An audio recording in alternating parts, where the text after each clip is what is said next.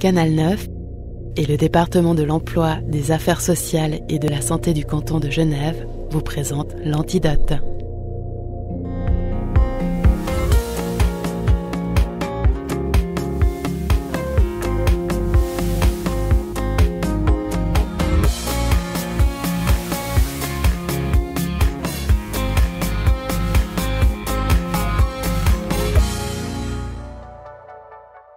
La cavité buccale est un monde fascinant qui regorge de vie. Bactéries et organismes se nourrissent des aliments qui y sont broyés. La salive a un rôle protecteur, mais les gencives et la denture sont constamment attaquées. Dès leur plus jeune âge, les enfants sont sensibilisés à l'hygiène bucco-dentaire à travers leur parcours scolaire. Cette prévention sera utile tout au long de la vie, parce que la qualité de l'hygiène est garante de la santé des dents et permet à l'enfant comme à l'adulte et à la personne âgée de sourire, de parler et de manger, rien que ça.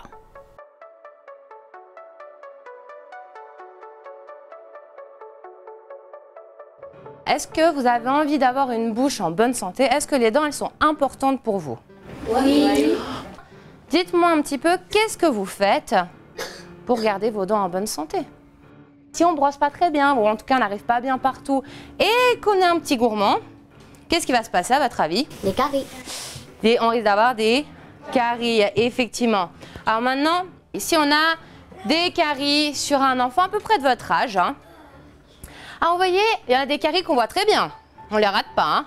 Il y en a d'autres qui sont peut-être moins visibles, surtout dans sa propre bouche. Oui. Mais donc ça veut dire que si ils se nourrissent du sucre, alors ça veut dire qu'on va tous avoir des caries?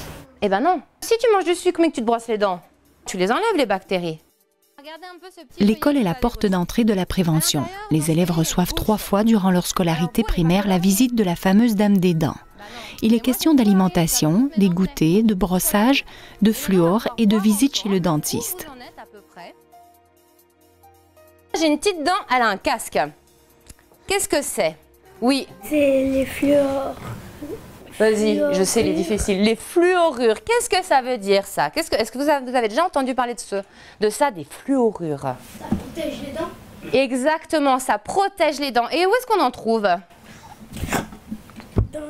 Dans la pâte dentifrice.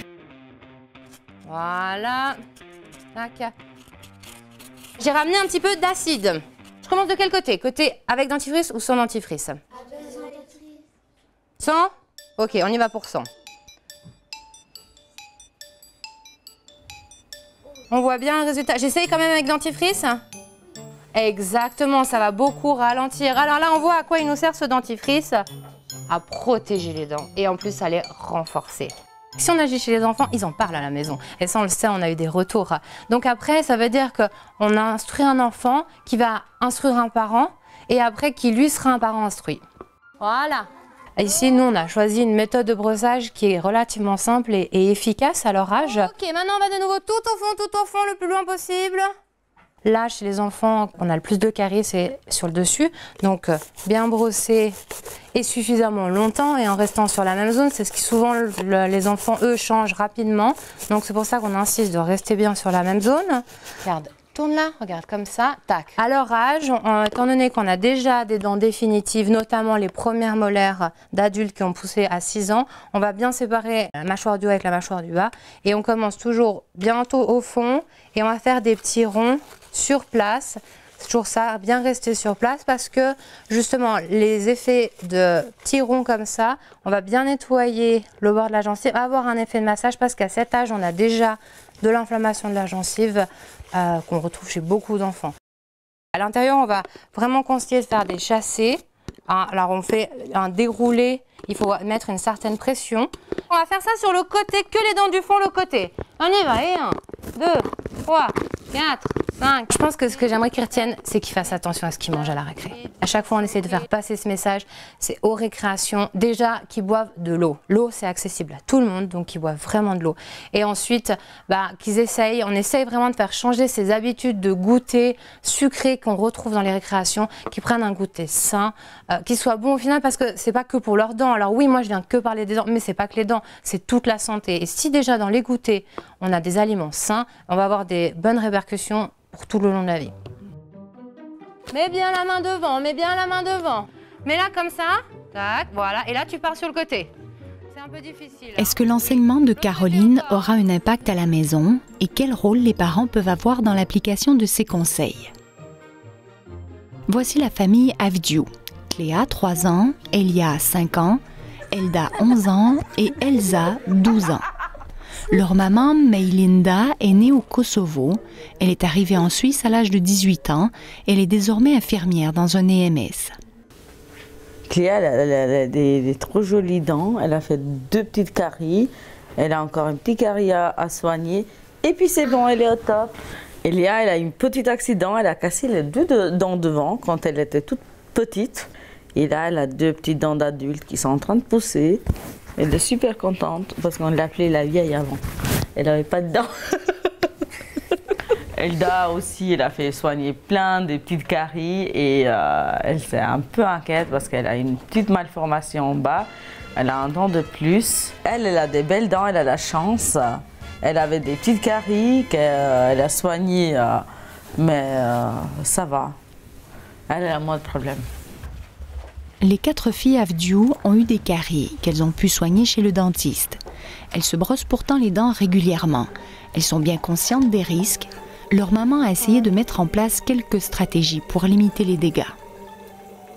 Pour leur apprendre vraiment les bonnes habitudes, j'ai imprimé des images, je mettais à côté, c'était une petite sablée pour qu'elles comptent bien les minutes. Et puis après, j'essaie de leur faire des différentes manœuvres, des brossages, c'est pas juste comme ça et se rincer. J'essaie vraiment de stimuler au maximum et de leur expliquer qu'il y a les bactéries et tout. Moi j'aime beaucoup les sucreries, du coup j'en mange beaucoup. Mais à chaque fois que j'en mange, j'essaye de brosser mes dents le plus souvent possible pour éviter tout ce qui est les caries. Parce que ça fait super mal dès que t'en as une. Et après il faut aller chez le dentiste. Tu crois que c'est important le soin des dents pour plus tard aussi? Bah oui, parce que si à 40 ans t'as déjà plus de dents, ça va pas le faire. Du coup il faut commencer à les soigner dès son plus jeune âge. Si on ne brosse pas les dents, bah, les gencives elles vont descendre, du coup les dents elles vont tomber. Il y a du coup les caries qui vont faire tomber les dents. Puis il y a plein d'autres trucs. Mais... Alors bonjour les enfants. Alors aujourd'hui on va faire le dépistage, donc on va commencer par le brossage et ensuite on ira voir la dentiste. Chaque année, les filles sont contrôlées dans le cadre de l'école par un dentiste, comme ici dans cette clinique dentaire scolaire de Grand-Lancy. Le dentiste fait un contrôle visuel rapide, un dépistage, et remet un rapport aux parents en indiquant si l'enfant a besoin de soins ou de plus d'hygiène. Parfait. Parfait là. On fait des statistiques concernant les enfants qui ont des bouches saines. Alors, détartrage. On était arrivé à obtenir un chiffre autour des 54% d'enfants qui avaient été déclarés sans caries, sans histoire de caries, ça veut dire sans obturation.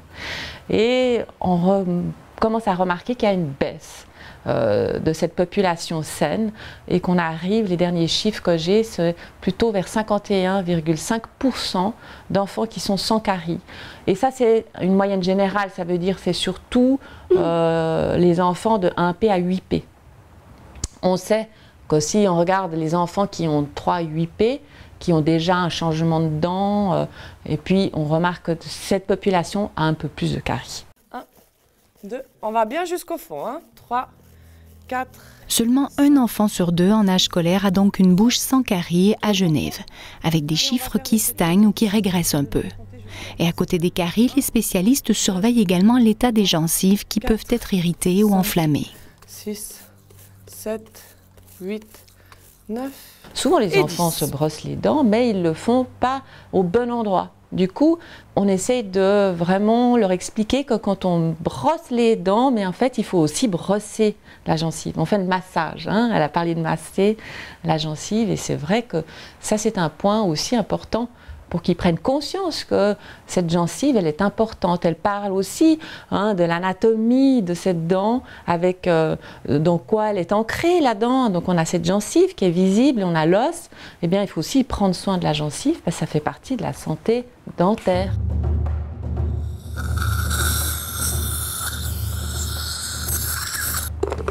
Alors, moi, ce que j'ai vu là, quand j'ai fait le détartrage, c'est qu'il y avait ce qu'on appelle, tu sais, la plaque dentaire ici au bord. C'est ce qui va faire des caries, ça. D'accord? Alors, les ronds, c'est juste. Et puis devant, par contre, ça, non. Tu peux pas faire ça, parce que ça, c'est un brossage qui va être agressif pour les dents et pour les gencives. Donc, il faut que tu continues tes petits ronds. Nous retrouvons Elda en compagnie de Caroline qui a troqué son tablier d'éducatrice bucco-dentaire pour celui d'hygiéniste dentaire. Elle profite de cette double casquette pour répéter quelques messages importants. Cléa, elle, va soigner sa première carie. Je l'ai pas pleuré. Oui, elle est là, ta maman. Tu te remets en place? Super. Et là, on attend un petit peu, on va voir si la dent, elle ronfle ou pas. Là. Moi, je suis très grand. Voilà, t'es très très grande. Est-ce qu'elle est en train de ronfler, ta dent? Montre voir. Elle ronfle. Tu l'entends? Tu l'as entendu ronfler? Moi aussi, j'ai entendu. Ouais, elle ronfle. Il faut beaucoup de tact, de précision et d'efficacité pour traiter une carie chez un enfant de 3 ans. Cléa est courageuse et les 2 spécialistes sont aux petits soins. Première colle, on souffle la première colle. Hop, on met presque. Et on met la lumière magique pour la colle. C'est la même lumière magique. C'est bon, c'est bon. Lumière magique. Lumière magique. Attention, attention, faut pas bouger. Voilà, on fait la statue. Statue. J'avais une carie. Elle était où la carie? Et elle est partie? Oui. Elle a été soignée? Puis comment ça s'est passé? Ça a fait mal? Ça a pas fait mal? C'était bien? C'était bien. Ça fait pas mal soigner les caries? Non. Si on ne met pas en place un système de prévention chez les enfants, pour qu'ils aient les moyens de garder leur capital santé dentaire, évidemment, ça va être des coûts qui vont se répercuter à l'âge adulte. La santé des dents est importante non seulement chez l'enfant mais tout au long de la vie. L'adulte devra continuer de consulter régulièrement le dentiste et l'hygiéniste dentaire pour faire des contrôles et des détartrages. Claude Kobler a eu quelques caries enfant et également en vieillissant lorsque les dents de sagesse sont sorties. J'ai pas fait enlever les 4 dents de sagesse du premier coup, j'ai fait d'abord les 2 premières du même du côté parce qu'une des dents était cariée, parce que c'était caché sous la gencive et c'est pas un endroit où on arrive à atteindre avec la brosse à dents. Et donc, elle était vraiment bien cariée. Donc, quand vous avez une bonne lancée dans la tête au niveau douleur, après vous allez voir le dentiste. Et puis après, il vous dit « Ouh là là, quel gâchis !» Une dent, c'est un organe, c'est un bout d'os qui sort de la gencive et qui va évoluer dans la vie. Il va s'user naturellement à la fonction, il va se carier. S'il y a des bactéries qui se collent à sa surface et qui y restent suffisamment longtemps, on a toujours des bactéries qui se collent à la surface de la dent, mais on a un équilibre entre les bactéries qui sont collées et qui déminéralisent et la salive qui repart de temps en temps et qui reminéralise. C'est lorsqu'il y a un déséquilibre permanent vers le côté déminéralisation que là on atteint une petite cavité qui va progressivement devenir une carie et qui est cette fois-ci irréversible à un certain stade. La dent est donc faite pour résister tout au long de la vie, mais à l'intérieur de la bouche, une flore buccale s'active pour survivre. Les bactéries cariogènes comme Streptococcus mutans sont des ennemis qu'il faut combattre. Elles adhèrent au tissu dentaire, se nourrissent des sucres provenant de notre alimentation et elles convertissent ce sucre en acide lactique qui va dissoudre l'émail dentaire et former une cavité. C'est le début de la carie. Pour lutter contre ces bactéries, nous avons un allié naturel, la salive. La salive contient tous les éléments d'équilibre. Les vieilles personnes qui ont moins de salive deviennent une classe à risque pour la carie parce que justement l'effet protecteur de la salive chez eux, vu qu'ils en ont moins, est diminué. Nous avons aussi un allié mécanique cette fois. On les élimine relativement facilement avec un brossage, simple brossage mécanique. On dérange leur structure, on dérange leur organisation et elles doivent recommencer ça tous les 6 heures et elles n'arrivent pas à s'organiser et à faire ce qu'elles ont envie de faire, c'est-à-dire se coller la dent et manger du substrat de la dent. Donc on les désorganise, c'est tout, on ne les élimine pas. Et puis nous ne sommes pas tous égaux face à la carie dentaire. Certaines personnes sont plus à risque de faire des caries et doivent donc redoubler d'efforts pour entretenir une hygiène qui ne laissera aucune chance aux bactéries néfastes. Malgré un brossage de dents régulier, Claude a eu, en plus des caries aux dents de sagesse, un épisode de gingivite qu'il a soigné avec l'aide de son hygiéniste dentaire qui lui a proposé de corriger en même temps sa manière de se brosser les dents. J'ai eu des gencives qui étaient sensibles et puis surtout elles se rétractaient un petit peu. Et ça c'était lié à force de se brosser, donc on apprend la technique. Maintenant après, actuellement avec les brosses à dents, il y a différentes brosses à dents et entre l'électrique, rotative, la vibrante, etc. L'hygiéniste dentaire qui a fait un super boulot, donc aussi au niveau du conseil, a fait le nécessaire pour qu'elle change de technique. La gingivite est causée par des bactéries qui viennent se loger contre la gencive et forment la plaque dentaire, aussi appelée biofilm. Elles détruisent le tissu de soutien de la dent et si elle n'est pas soignée rapidement, elle peut entraîner une maladie plus grave. Lorsque la maladie est plus importante qu'une gingivite, ça devient une parodontite. L'os fond au fur et à mesure que les bactéries descendent le long de la racine et pour finir, la dent commence à bouger et la dent tombe.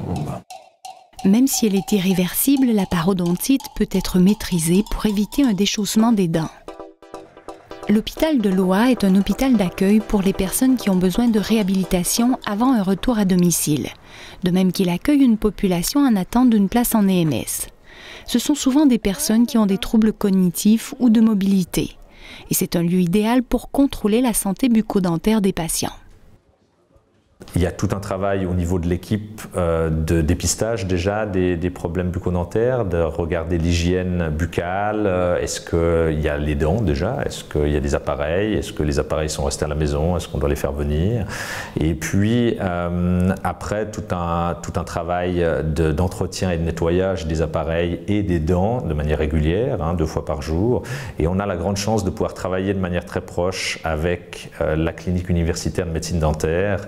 Et on a une dentiste qui vient 2 fois par semaine sur site, que ce soit ici ou sur l'hôpital de Bellerive, pour pouvoir tant faire de la prévention que de faire aussi du traitement d'éventuelles caries, des ablations dentaires si nécessaire, et puis surtout des adaptations de prothèses.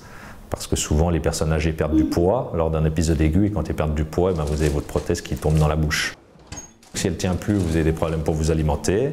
Vous avez un certain risque finalement aussi d'avaler la prothèse, ce qui n'est pas non plus complètement anodin.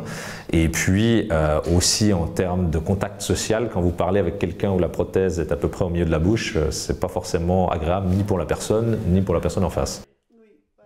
La prévention dentaire dans ce contexte peut paraître secondaire. Elle est pourtant primordiale, puisqu'elle est en lien direct avec la dénutrition, qui est un problème de santé majeur pour la personne âgée.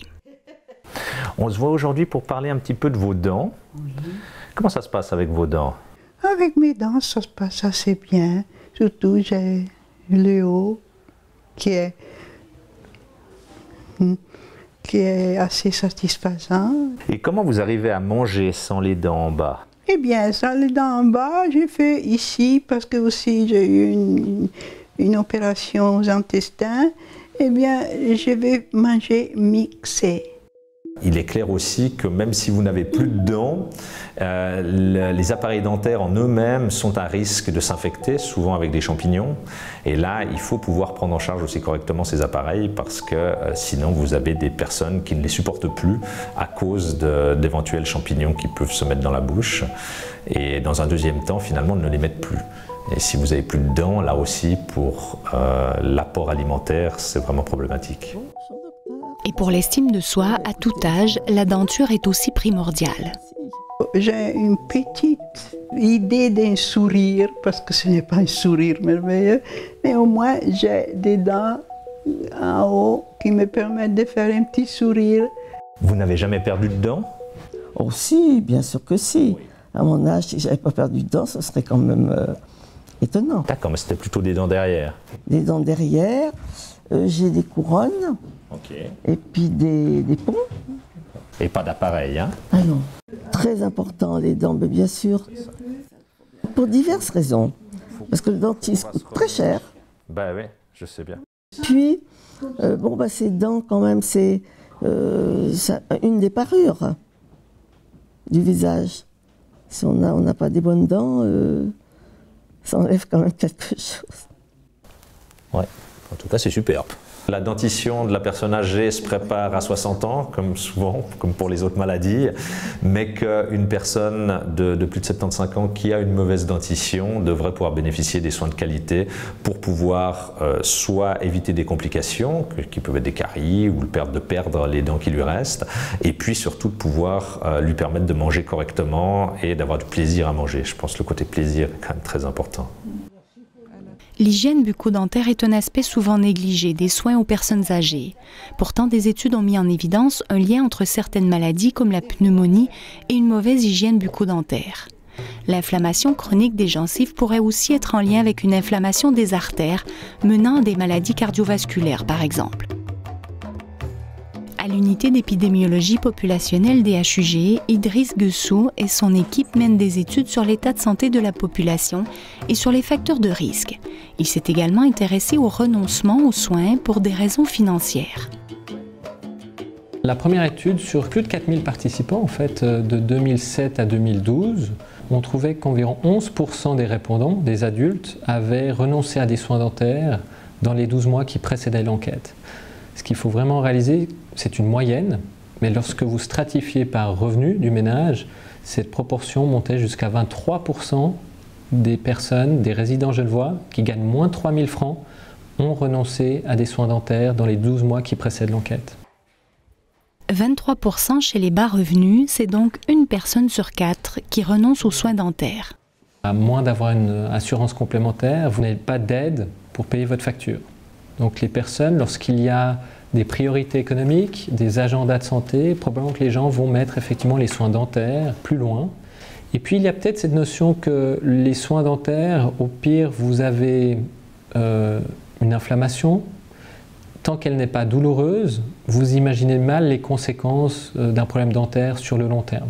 Tandis que l'hypertension, le diabète, peut-être même l'obésité sont des facteurs que les gens considèrent un peu plus majeurs pour leur risque futur. Alors, marque 36 occlusale à surveiller. C'est un peu le problème de la prévention. Soigner avant que les problèmes n'arrivent, prendre soin en amont de la maladie. Tourne un petit peu vers moi. Finalement, ce qu'on découvre effectivement, c'est que les gens qui renoncent à des soins, peut-être lorsqu'ils sont jeunes, ne perçoivent pas encore l'impact, mais c'est peut-être à 50, 55 ans, 60 ans qu'ils vont vraiment voir l'impact de cette prise en charge sous-optimale de la prévention de leur état de santé. Une étude populationnelle réalisée en 2012 a permis de cartographier la carie dentaire, de mieux cibler les besoins dans le cadre scolaire, de toucher les classes d'intégration, les classes d'accueil d'enfants issus de la migration par exemple, de cibler la prévention sur les groupes à risque. Mais l'hygiène bucco-dentaire devrait être mise en place déjà en amont de la scolarité et bien au-delà, jusqu'à la fin de la vie. Bien brosser les dents, aller chez le dentiste et l'hygiéniste dentaire tous les ans, cela vaut pour tous. Éviter de manger entre les repas, sensibiliser les jeunes et les adultes à la consommation de boissons sucrées et acides qui créent aussi un phénomène d'érosion de l'émail des dents. Qu'est-ce qui se passe avec l'acidité? C'est qu'il va avoir un phénomène de déminéralisation de surface. Donc il y a tout finalement les cristaux qui sont en suspension. Tourne un petit peu. Si on a consommé quelque chose d'acide, on ne va surtout pas brosser les dents. On va attendre, on peut éventuellement un petit peu se rincer à l'eau, mais surtout on ne va rien faire. Une pause de 30 minutes est recommandée pour que ça permet à la couche de reprendre sa forme initiale et grâce à l'effet tampon de la salive, de reprendre, de diminuer cette acidité qui a été, placée à cause de la consommation. Boire de l'eau donc au lieu de boissons acides et puis nettoyer les dents 3 fois par jour, passer le fil dentaire tous les jours, changer de brosse à dents régulièrement et utiliser des fluorures. Moi, ce que je recommande, on prend le dentifrice standard, on se brosse les dents, on se rince comme beaucoup de gens ici se rincent la bouche après le brossage de dents. On reprend le dentifrice.